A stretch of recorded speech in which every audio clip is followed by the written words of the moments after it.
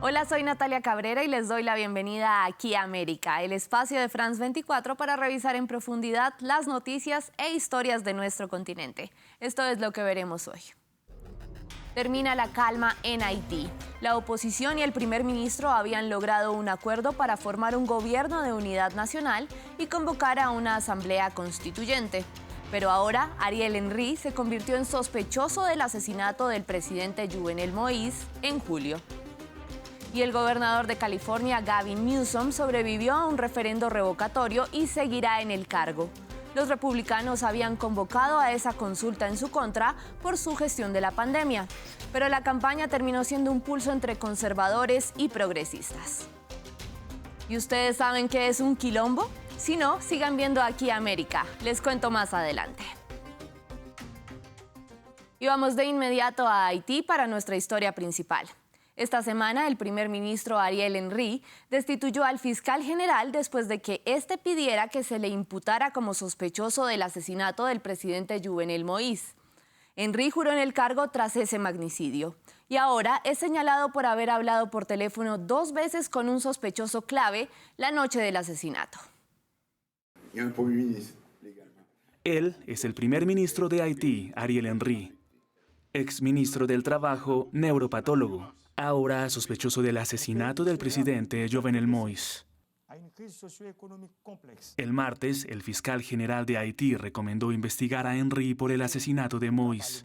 Henry respondió despidiendo al fiscal general y nombrando a un nuevo ministro de Justicia. El primer ministro defendió su inocencia. Las acciones para crear confusión y desviar a la justicia no van a ser toleradas.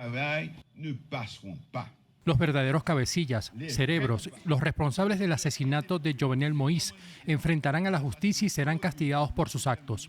Moïse fue asesinado el 7 de julio cuando un grupo de mercenarios, haciéndose pasar por agentes de la Agencia Antidrogas de Estados Unidos, irrumpieron en su vivienda. Decenas fueron arrestados, entre ellos 18 militares retirados colombianos y 2 haitano-estadounidenses. Pero muchos sospechosos claves siguen a la fuga, incluyendo un ex empleado de la Unidad Anticorrupción del Ministerio de Justicia, a quien Moïse ha defendido públicamente. El destituido fiscal dice que el primer ministro habló con el sospechoso 2 veces por teléfono en la noche del asesinato de Moïse. Henry asegura que se trata de un teatro y solo el presidente del país tiene la autoridad para obligar al primer ministro a someterse a una investigación. La Constitución también estipula que los fiscales solo pueden ser despedidos o nombrados por el mandatario, pero el cargo está vacante desde el magnicidio. Vamos a Estados Unidos para revisar la imagen de la semana. Él es Gavin Newsom, el gobernador de California, que superó una campaña republicana para retirarlo del cargo. El demócrata obtuvo un amplio margen de votos que le permitió dejar atrás a sus competidores, entre los que estaba Caitlyn Jenner. La victoria muestra que los californianos siguen apoyando a Newsom, pero es un llamado de atención para los demócratas en un estado que tradicionalmente los vota en las presidenciales. Revisemos cómo funciona este mecanismo revocatorio en Estados Unidos. Gavin Newsom ahora tiene un respiro. Con cerca del 70% de los votos contados, aventaja por mucho a sus rivales republicanos. Le dijimos sí a terminar la pandemia, al derecho a votar sin miedo y sin falsos fraudes o supresión de voto. Le dijimos sí al derecho constitucional de la mujer a decidir por sí misma. Los republicanos habían convocado el referendo revocatorio citando el manejo de la pandemia del gobernador demócrata. Pero el diverso grupo de rivales conservadores, que incluían a la estrella de televisión Caitlyn Jenner y al anfitrión radial Larry Elder, perdieron. Mi oponente, el gobernador Gavin Newsom.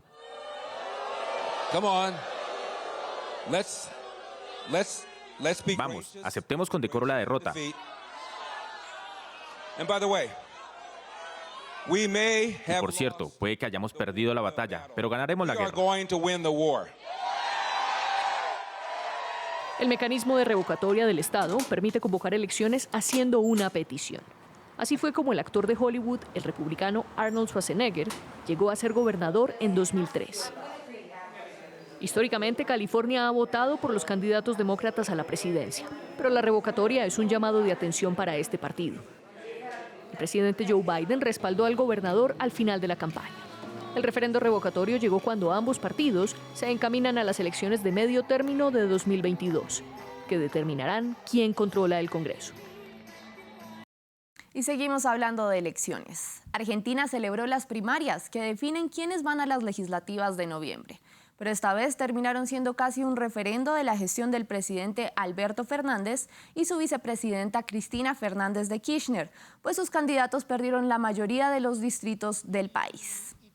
La derrota produjo una pelea abierta entre ambos. 5 ministros y altos cargos que representaban a la vicepresidenta en el gobierno renunciaron y el presidente tuvo que decir en redes sociales que es él el que toma las decisiones. Vamos a Perú para revisar otras noticias de las Américas esta semana.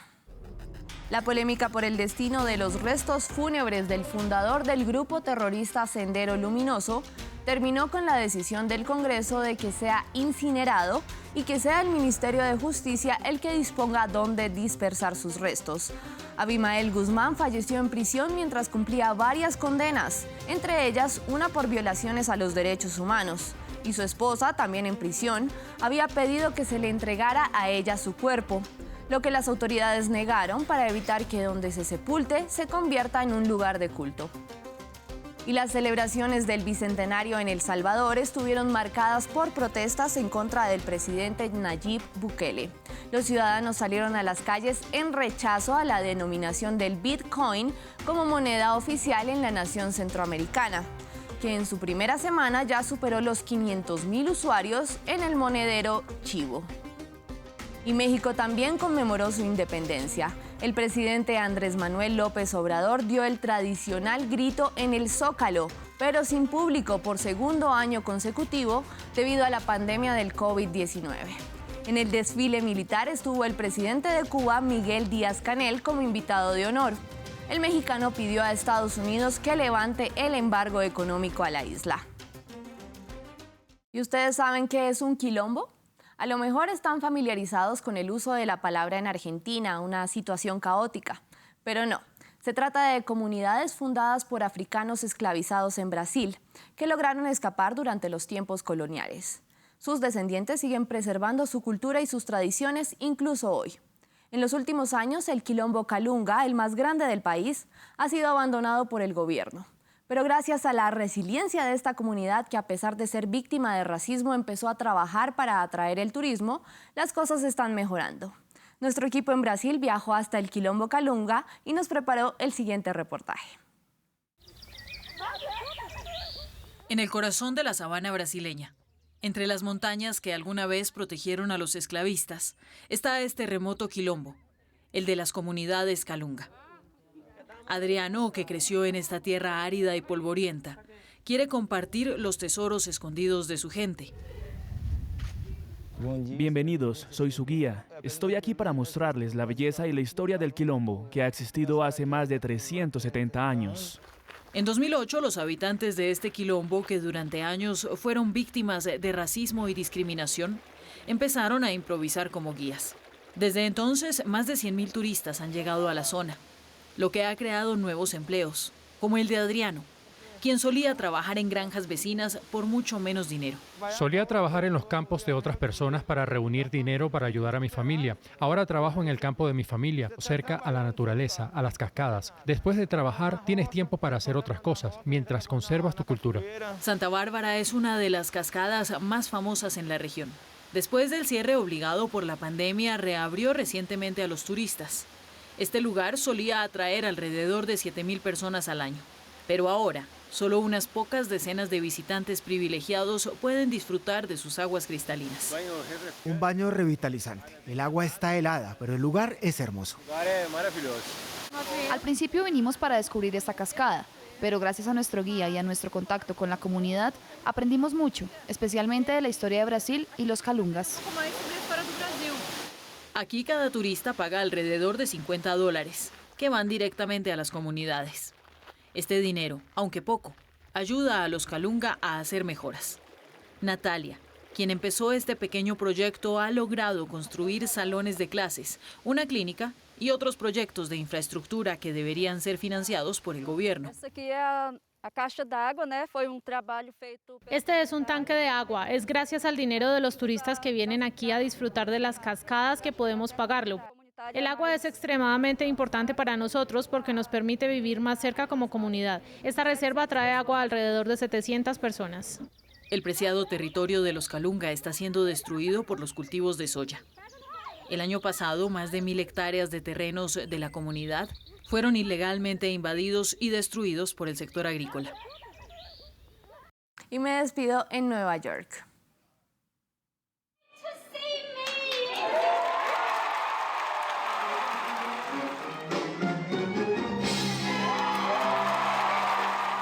Tras 18 meses de cierre debido a la pandemia de COVID-19, el teatro musical regresó a Broadway. Grandes éxitos como El Rey León y Hamilton volvieron a Manhattan, pero los asistentes debían demostrar una prueba de vacunación y portar la mascarilla.